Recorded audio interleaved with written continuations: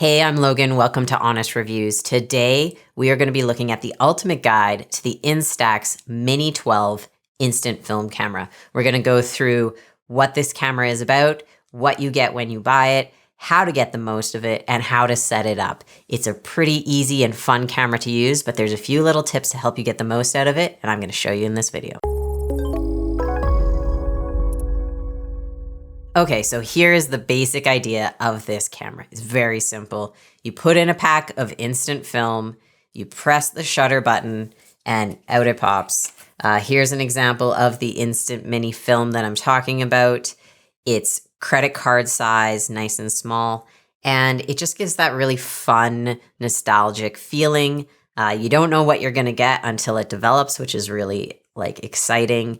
And yeah, that's the whole idea of this camera. It's a very simple entry-level camera, just a few features. So let's start by getting into what's in the box when you buy this one. It comes with a few things. You get the camera itself, obviously.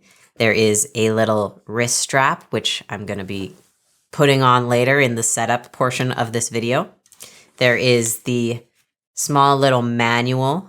So if you've never shot with these cameras, you can breeze through that. It's very, very simple, but if you like reading manuals, there it is. It does not come with film. That's very important. So you get all excited, you get the box, you're ready to go. No film included. So make sure you actually pick up some film. One cool thing about the Instax Mini film range is that there are a lot of options. You can have the standard film with the white border around it, which is that very classic look. But there are lots of ones that have different prints on the edges, different colors. A lot of the new ones now, each frame is a different color, and there's one where they all blend together. So there's lots of fun stuff there. So if you're getting one of these cameras, I definitely recommend checking out all the varieties of mini film because that's pretty fun to play with. It also comes with 2 AA batteries, which is really nice touch. And I will show you how to install all of that as we get further in this video. But you don't have to buy any batteries or plug it in or anything. It's ready to go out of the box. Now, the camera itself comes in a bunch of different colors. There is lilac purple, clay white, pastel blue, blossom pink, and then there's this mint green. This is a new colorway that didn't exist in the previous model. And it's a very nice looking camera. It's got this very friendly, bubbly look to it. I'm going to show you the previous model, which is the Mini 11 here. So you can see that there is slight changes in the design now with the Mini 12. We've got a more straight up and down on the edges. We have a different front here. This has kind of got this clear thing on the front. These ones had these bling things that you could put on the shutter button. We're not doing that anymore. Just in general, small design tweaks, but I really like the new version. I think it looks really cool. One thing that kind of surprised me was when I was opening it, there's this little divot right here in the design. You can kind of see it as I move that around. It's this little indent. That for a second made me wonder if my camera was dented somehow, but I believe it's so that your finger can kind of go here while you're shooting and it feels nice. So if you see that and you panic, don't worry. I think it's supposed to be that way. So I'll just keep turning so you can kind of see how the design is ever so slightly different. And then just on the bottom here, pretty much the same. On the top, pretty much the same. So if you have the Mini 11, you don't need to worry about upgrading. It's basically the same camera. But if you have the choice and you like the design of the Mini 12, then you're in luck because it's a pretty cool looking camera. In terms of the price, you're looking at around $79.95 US or $99.99 Canadian. Those prices change all the time. That's the suggested retail price at the moment. Now let's talk a little bit more about some of the design features that you'll be using as you use this camera. So they now have a front twist in terms of turning it on and off, which is a change from the previous design. And it's really nice. You just turn this whole front thing like this to turn it on. You turn it once more to get into the close-up mode or selfie mode. And so if you're going to take a selfie with this camera, that's the mode you're going to want to be in. And in terms of the design, it's really nice, really feels good to twist it, really satisfying click sound and feeling. These cameras are made entirely out of plastic, including the lenses, but I always find that it feels really good. It's really well made. It's comfortable. This is now the Mini 12. There have been a bunch of iterations of this one camera. So they've been working on this one for quite a while, and I think it shows in that it always just feels really fun and easy to use. There is no tripod mount at the bottom. So sorry, if you wanted to put this one on a tripod, you cannot. But I think in general, these are usually more, casual kind of cameras. So that's where that design choice comes in. And one thing that is a bit different with this model specifically that they've changed a bit is in the viewfinder, when you're looking through it, there is a circle in the center to kind of show you where the center of your frame is, like a target. In this viewfinder, they've made that circle a little darker, a little easier to see. And then one thing that is interesting is that when you go into close-up mode, the viewfinder shifts slightly. It changes your view on the viewfinder almost imperceptibly. But in that close-up mode, your framing is a little bit different. And in previous models, you were always having to just knowingly frame differently so that your subject would be in the center of the frame. And now they've made it so that it's making it easier for you. So that might be a little complicated if you haven't used these a lot before. And if so, just ignore what I just said. But it's a new design feature that they've added in this one because they're always just trying to make this easier and help you get better photos out of it. All right, let's set this thing up really quick and easy, but I'm going to take you through it.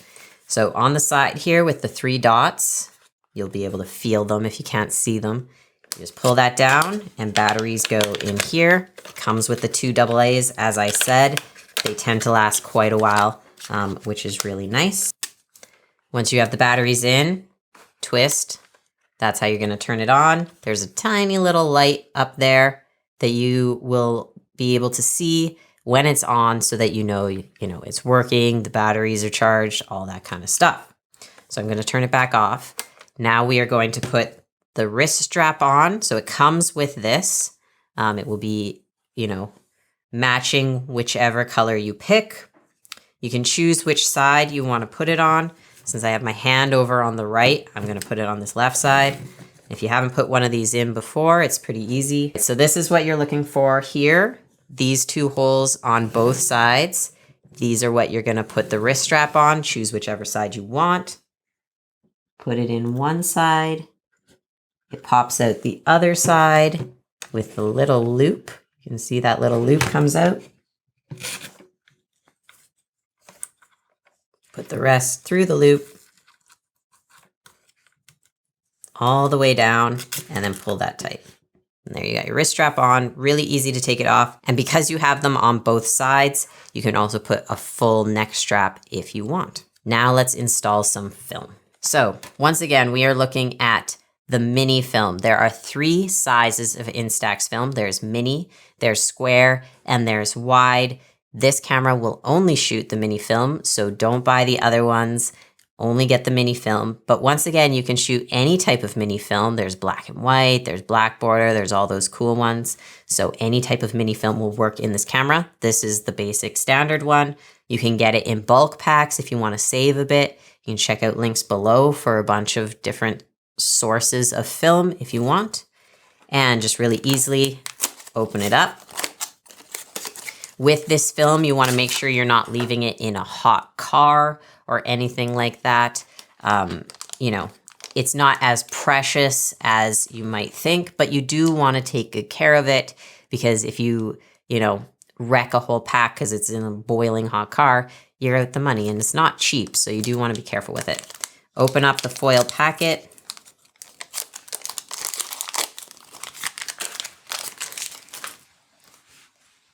And this is the little cartridge, just like this. You've got this warning not to push down here too hard because the film is underneath that. And the thing you're looking for is this yellow dot. That is going to help you put this film in the right way. Now let's look at the back of our camera. We've got the little door here. open that up. And it's getting smaller in this design, but there is a tiny little yellow dot here. You line up the yellow dots like that. It goes in really easily. If you're trying to line it up and it's like not going in, you just got to make sure you just put it flat in there, line up the 2 yellow dots and close the door. Okay. Now, here's a really important part. Every pack of Instax film has what's called a dark slide or a protective cover on it to prevent light from touching the film, which would expose the film, and that's not what we want. But that's still in there. So the first shot you take with any pack of Instax film is going to be that protective cover coming out. Some cameras will do it automatically. This camera does not. So now what we need to do is take a photo in order to eject that protective cover. So we're going to turn on the camera, twist this to the on position. And then we've got our shutter button right here. We're just going to press that. Flash goes off. And there's the dark slide coming out. And you just throw that away. And now you are ready to take a photo. And so everyone after this is going to be a photograph. So you want to be making sure that you're not just pressing that button willy-nilly. Okay, so with this camera, everything is automatic. We have automatic exposure and we have automatic flash. So you don't have to think about lighting. You don't have to change any settings. There aren't even any settings to change. All you're doing is taking a photo. But I shouldn't say there aren't any settings. There's one setting that you can change, and that is turning it into close-up or selfie mode. And once again, that is with this top ring. We turn it all the way. It says on the top close-up. You'll be able to read it when you're looking at your camera. And this is the mode that you want to put it in if you're taking a photo of something nearby or if you're taking a selfie. And on the front here, we've got that selfie mirror. So when you're taking that selfie like this, you're going to hold it 30 to 50 centimeters away from you. That's the distance that's best for close-up. You hold that, you put yourself in the frame, you press that shutter button, and here's the photo coming out now. Now, you don't need to shake it. If you want to, you can. Don't shake it too hard. I've tested. It can ruin it sometimes if you really shake it. But now you're going to wait 90 seconds about to see that photo develop. And that's it. It's very, very simple, as you can see. You get 10 pieces of film in one of these packs. So now I will have 9 more. And if you look on the back here, there's this little window here. This will tell you how many shots you have left. So right now it says 9. And so that's how you can keep track of how many shots you have remaining in that pack. Up here in this window, there's this little bubble, and it's a little hard to see, but you'll be able to see that yellow dot through this bubble. And that's how you'll know if there's a pack of film in there. Sometimes, like once in a blue moon, the numbers get screwed up and you're wondering if you even have film in there, but you don't want to take a shot and ruin it. That little indicator window is going to help you know whether or not there's a pack of film in there. But between those two things, you'll know how many are left and that you've got film in there. So that's what that's for. And here we go. Our photo is starting to develop. We're starting to see the details. These days, all the auto exposure and stuff has gotten really good on these cameras. It used to be that you'd have to change the exposure mode based on your lighting scenario. And now it's just point and shoot, which makes these cameras so great for kids, so easy for anyone to use. And you generally get really good results. They've been working on this for a long time. So now, things turn out a lot better than they used to. A couple tips in terms of shooting with this is, you can't get too close. So don't try to do some macro photography with this because everything will be blurry. You also can't light things that are very far away. The flash is pretty powerful, but say you're in a really dark room indoors in the evening and you're taking a photo of someone, but they're like quite far away, that flash probably is not going to be able to light them up enough. So if it's a dark scenario, try to have yourself closer to your subjects, especially if you're taking a nice portrait, so that that flash can light them up.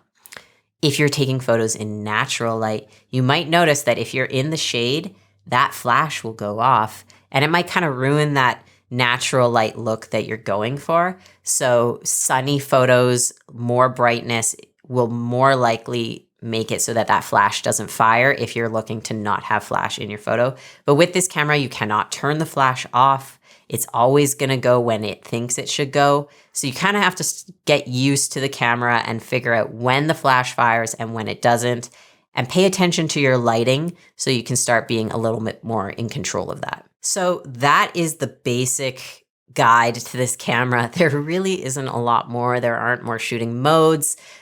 There's not a lot of like different creative things you can do. It's really a point and shoot camera. But the idea is to just make it so easy that you actually use it. You actually get out there shooting photos, having them in your hand so you can actually hold them. You can see this is developing even further. It does take a while for the full development to happen. So you got to wait that full 90 seconds and then you get all of the color and the contrast coming in. So, you know, keep it simple with this one. Get out there, have fun, take photos, let kids use it, let people who never take photos at all use it, and get that experience of actually having a photo in your hands. These days, everything is on our phones or our computers or on our digital cameras. And the beauty of this camera is that it's just so simple. You just take the photo and then you have it to put on your fridge or give away as a gift or to a friend. And I think that's really the beauty of this, is the simplicity of it. Okay, so that's this camera. That's the Instax Mini 12, the newest model in the range of the Instax Mini line. But there are so many more Instax cameras. Like I said, there's square film, there's wide film, there are printers that print on instant film from your smartphone, which is really cool. We have a video that goes through the whole current lineup, breaking down all the differences and helping you figure out which one might be right for you. Maybe you think this is interesting, but you want more control. There's a hybrid model that does digital and film together. Lots of cool stuff. So the link for that will be below. You can check that out if you want more of the range to kind of figure it out. But if this is the one you're shooting with, now's the time to just get out there and shoot and go have some fun. Make sure to check the description below for links. There are links to all the different colors of this one. You should check them out. They're really pretty. Lots of different ones for different styles. And then don't forget the film. It doesn't come with film unless you buy like a combo pack. And as soon as you get into it, you're going to find, I think pretty fast, that it's so much fun. You want to make sure you have a good stock of film. So check below for links for that. Grab a value jumbo pack if you know you're really going to have a lot of fun, or you got a big party coming up and you want all your guests to be able to have a turn with this. So again, links in the description for all the different models and the different film. Also for those other instant film videos if you want to keep exploring the Fujifilm Instax line. All right, that's it. Thank you so much for watching. I hope this guide helped you. Leave me a comment below if you're shooting with this camera or another instant film camera, and let me know what you like shooting with this. I've been using this film for so many years and it still brings me so much joy, and I hope it does for you too. Thank you so much for watching. Feel free to subscribe if you want more videos about instant film. Give me a thumbs up or a like. And yeah, have a great day and we'll see you in the next video.